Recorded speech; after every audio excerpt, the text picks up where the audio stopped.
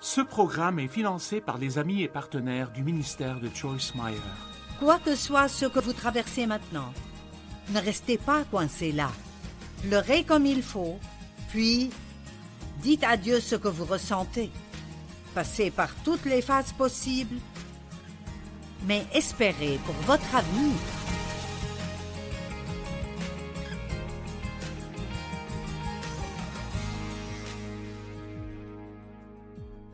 Merci d'être avec nous aujourd'hui sur notre programme.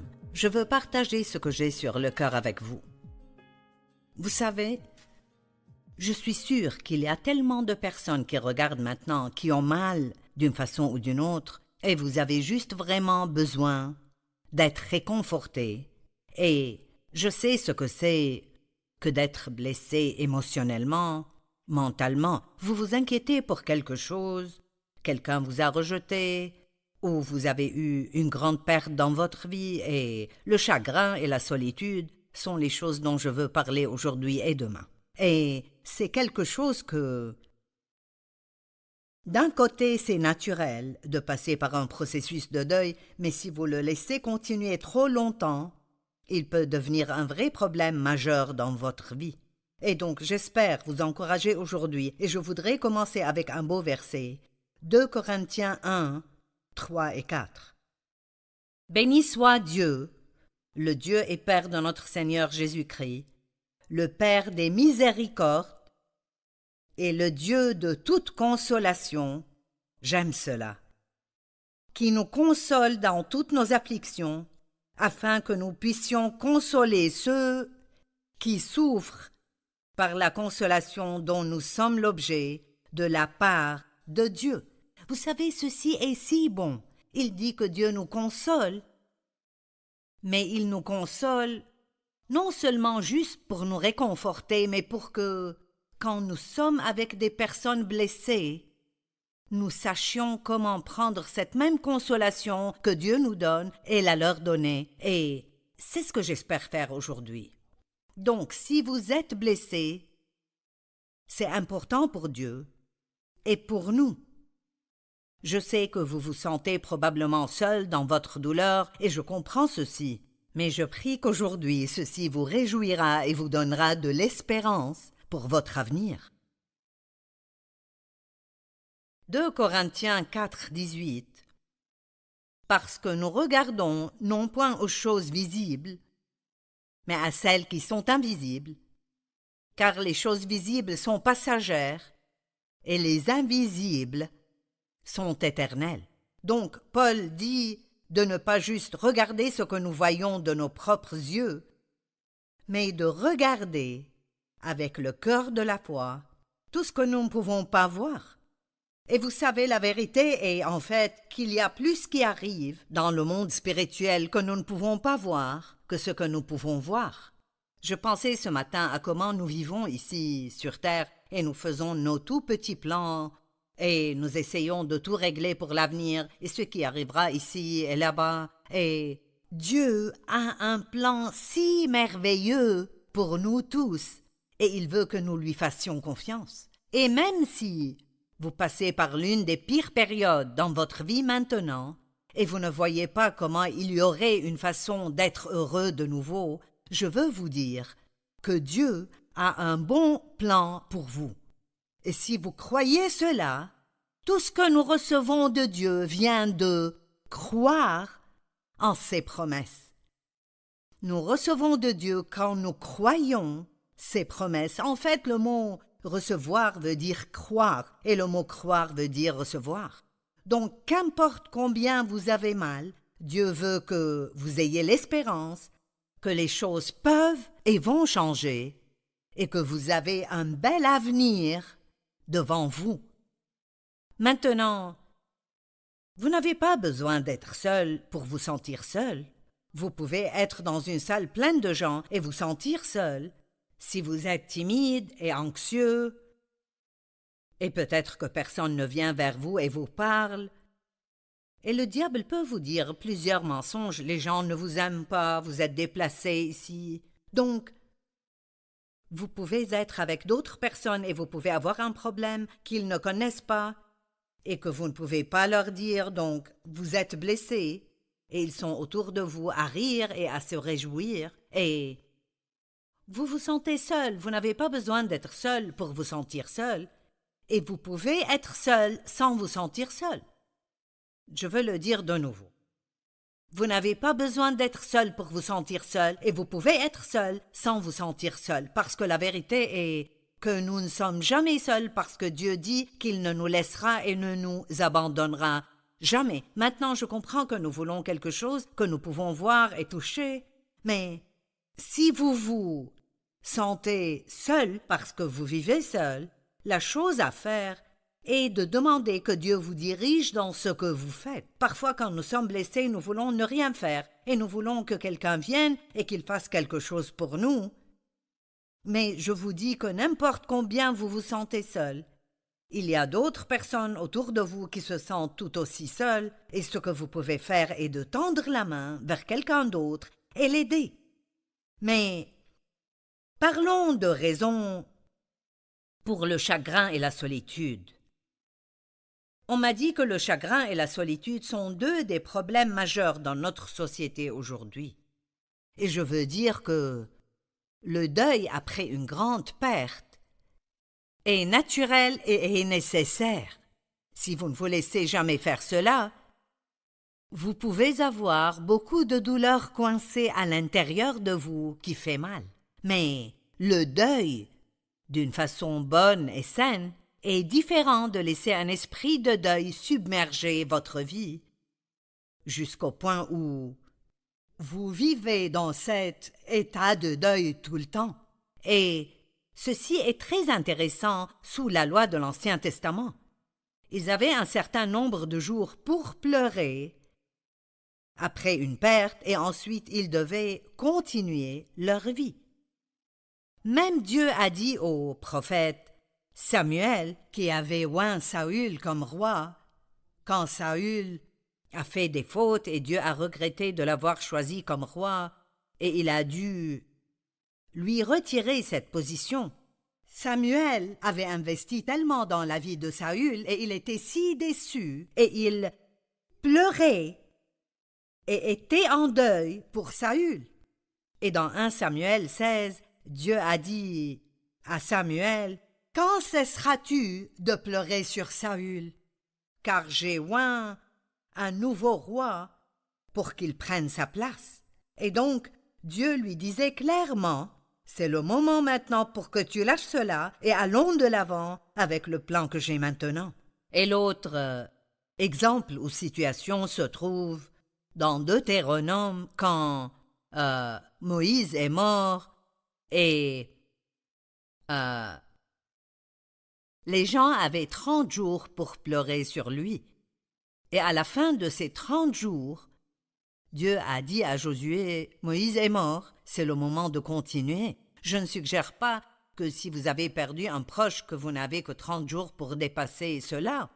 Mais je pense que c'est intéressant que Dieu ait mis une limite à leur temps de pleurs, et je pense que c'est un message pour nous que vous ne pouvez pas juste laisser cela continuer encore et encore et encore. Quelqu'un me parlait ce matin à propos de son père qui est mort, et son père et sa mère avaient été mariés 65 ans, et c'est un long temps ensemble. Et il me disait combien c'était difficile pour sa mère, et ça faisait 4 mois que le père était mort. Et il a dit: « On dit que ça prend près d'1 an. » Eh bien, je comprends cela, et il y aura toujours des temps ou des choses qui vous rappellent de quelqu'un que vous avez perdu, ou quelqu'un dit quelque chose, et vous pouvez ressentir une autre vague de cette solitude et de ce chagrin. Mais la vérité est que si vous êtes vivant et vous respirez, alors Dieu a un plan pour votre vie, et Dieu a un but pour votre vie, et vous ne voulez pas manquer cela en restant coincé dans ce qui était et ne sera plus jamais. Amen? D'accord. Les gens peuvent se sentir seuls parce qu'ils sont extrêmement timides, ils sont très farouches et ne vont jamais vers personne. Ils s'isolent et espèrent que d'autres personnes viendront vers eux. Des gens peuvent se sentir seuls ou ils peuvent pleurer parce qu'ils ont été rejetés dans leur vie. On a abusé d'eux. Ils ont eu une enfance douloureuse et dysfonctionnelle, et c'est beaucoup d'entre vous.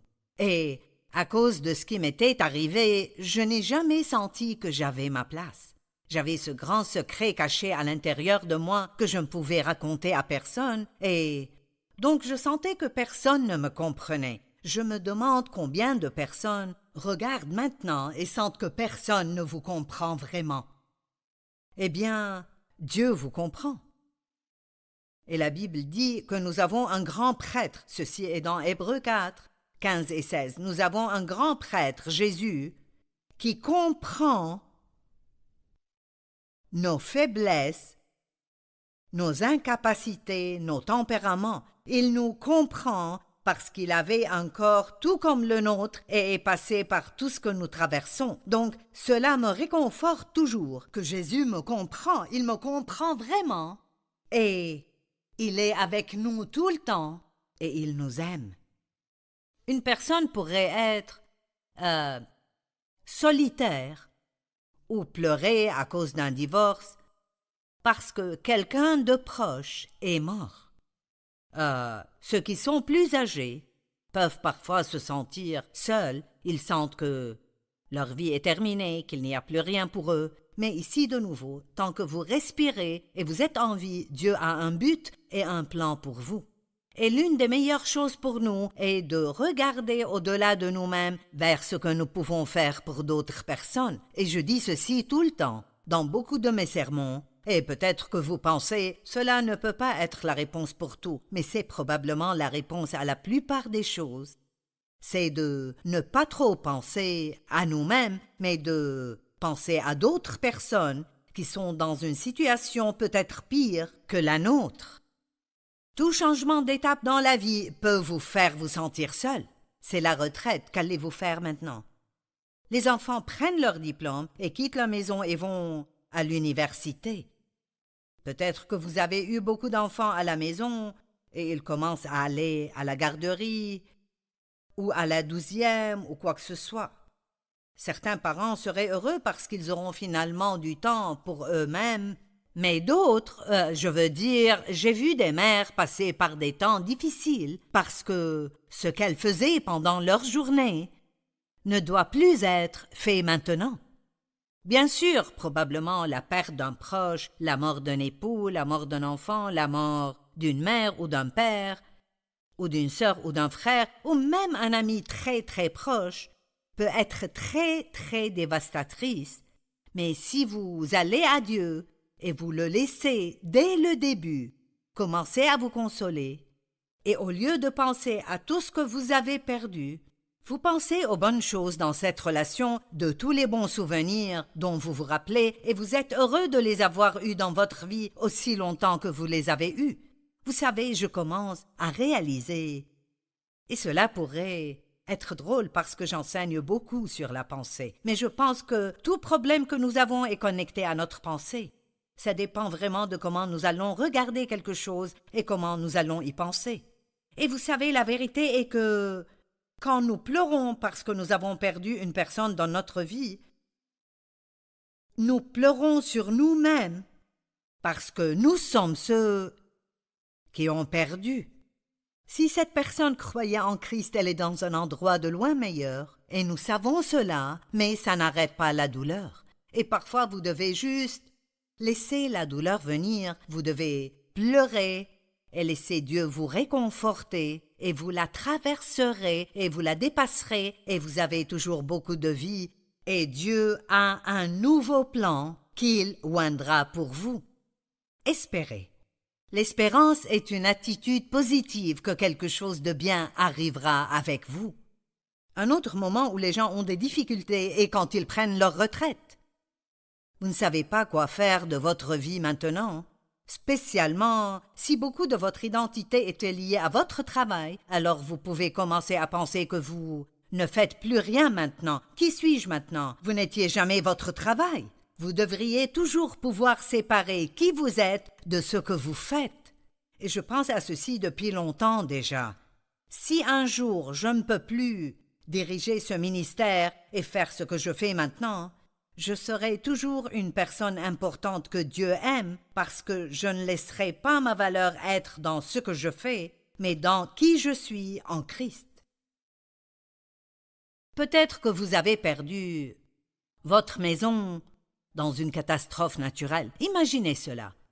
Perdre toutes vos photos et toutes les choses que vous avez amassées à travers les années, les cadeaux que des gens vous ont donnés, et perdre tous vos habits et votre maison est en ruine. Imaginez combien cela serait difficile. Et j'ai vu des gens qui laissent cela les dévaster, et ils entrent dans des dépressions profondes, mais j'ai vu des gens qui disent « J'ai ma vie ».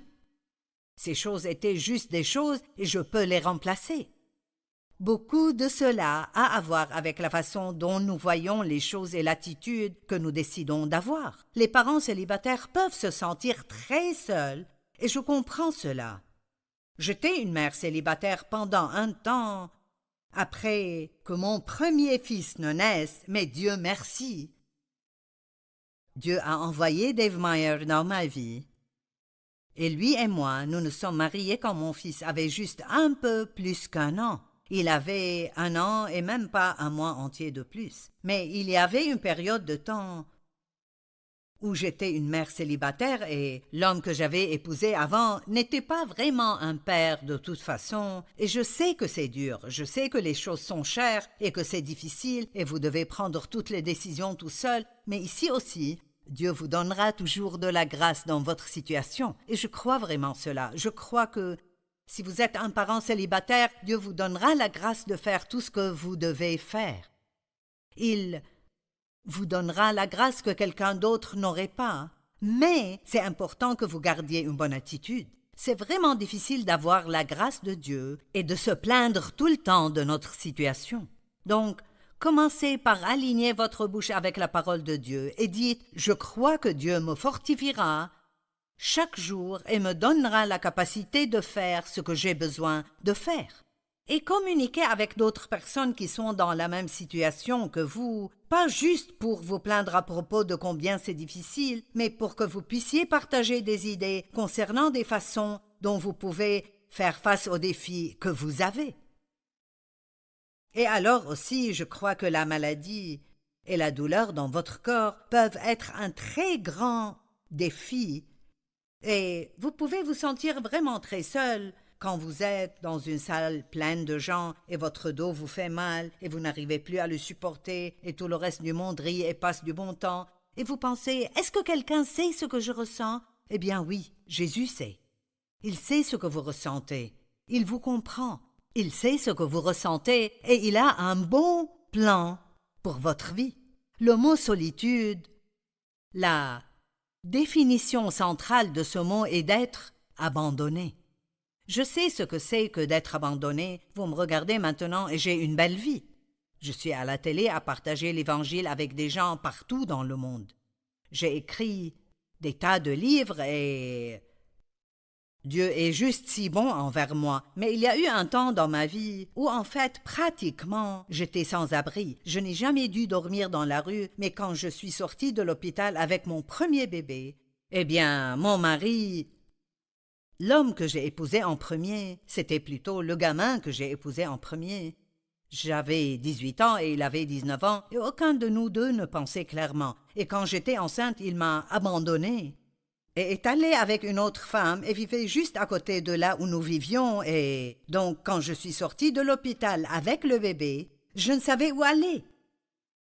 Il est venu et m'a prise mais il a fini par appeler une proche, une femme qui avait épousé l'un de ses frères. Ils étaient divorcés mais elle était une chrétienne et il sentait que peut-être elle nous aiderait parce qu'elle était une bonne femme. Et elle l'a fait, elle nous a laissé vivre chez elle mais j'ai été abandonnée.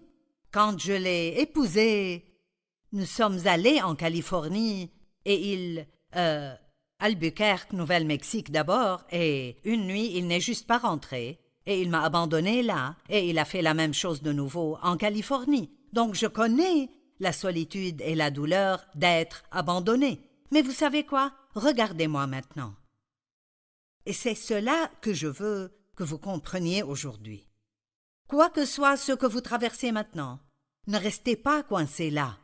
Pleurez comme il faut, puis dites à Dieu ce que vous ressentez. Passez par toutes les phases possibles, mais espérez pour votre avenir.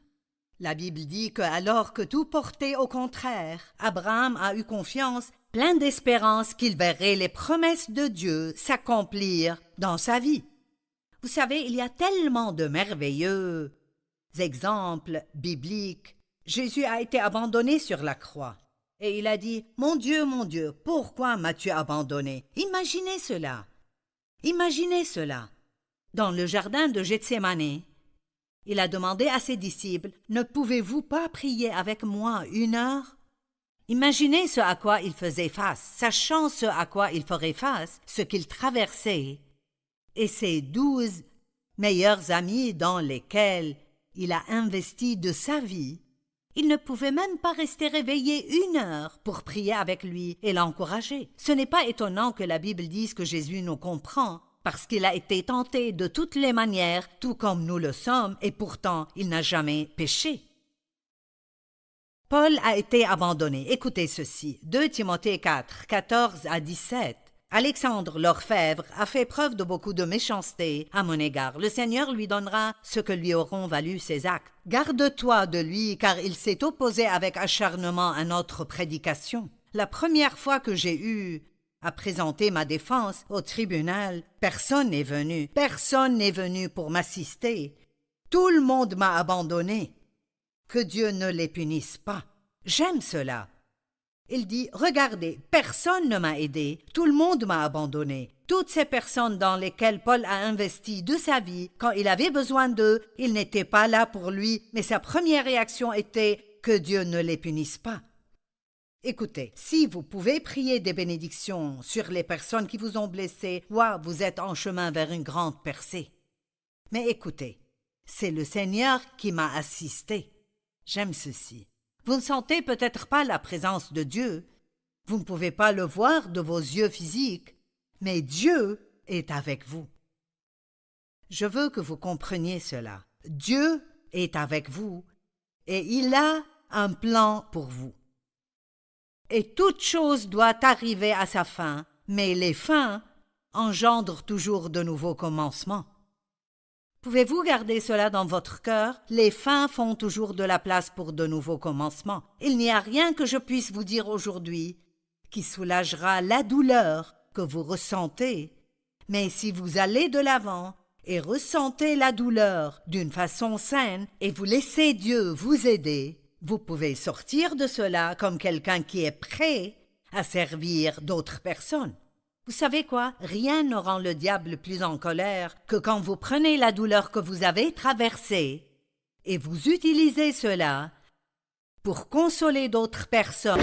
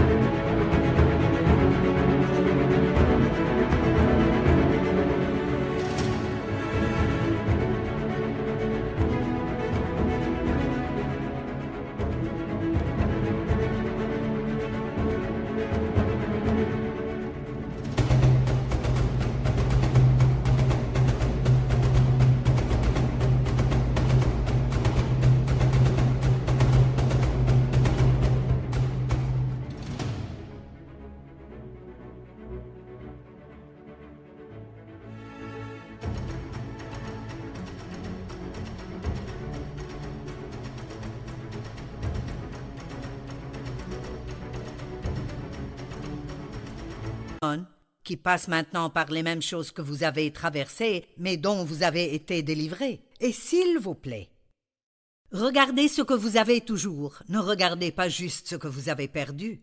C'est l'une des plus grandes erreurs que nous puissions faire, de toujours regarder et parler de ce que nous avons perdu, et de ne pas faire l'inventaire de ce que nous avons toujours.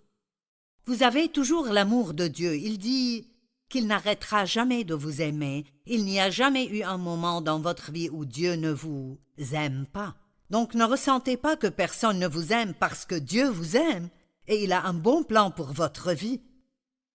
Regardez ce que vous avez, pas ce que vous n'avez pas, et rappelez-vous que le temps change tout. Fixez les yeux sur l'avenir, bien que vous ne puissiez pas voir ce que l'avenir vous prépare. Vous pouvez fixer vos yeux sur l'avenir et dire « Je crois que quelque chose de bien arrivera dans ma vie. »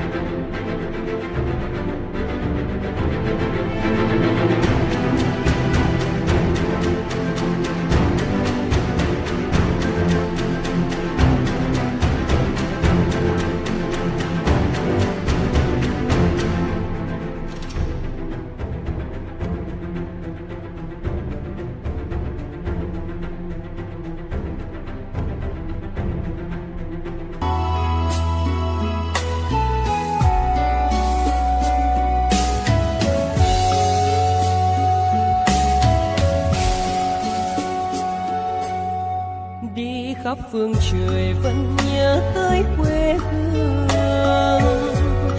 Người về đây thăm làng trù quê mẹ và làng sen quê cha, xúc động bồi hồi người rơi giọt lệ, thương mái nhà tranh thương đất mẹ nghèo. Đi suốt cuộc đời mới được thăm.